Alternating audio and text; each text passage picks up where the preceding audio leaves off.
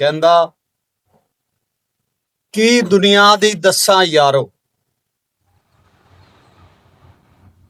ਵੇਖ ਵੇਖ ਕੇ ਹੱਸਾਂ ਯਾਰੋ।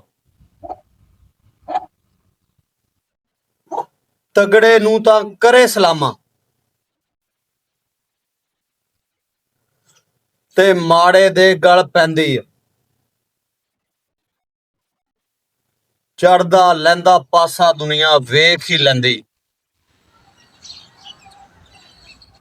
ਇਹ ਸਾਡੇ ਮੁਆਸ਼ਰੇ ਦਾ ਵੱਡਾ ਅਲਮੀਆ। ਇੱਥੇ ਜਿਹੜਾ ਬੰਦਾ ਤਕੜਾ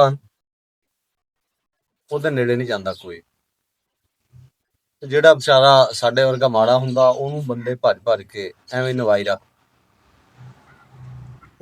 ਬੰਦੇ ਬੜੇ ਸਿਆਣੇ ਆ ਦੁਨੀਆ, ਲੋਕਾਂ ਨੂੰ ਪਤਾ ਹੁੰਦਾ ਵੀ ਕਿਹੜਾ ਬੰਦਾ ਉਹਦੇ ਨੇੜੇ ਗਿਆ ਕੀ ਹੋਣਾ ਤੇ ਜਿਹੜਾ ਆਹ ਵਾ ਤੇ ਇਹਦੇ ਨੇੜੇ ਕੀ ਹੋਣਾ।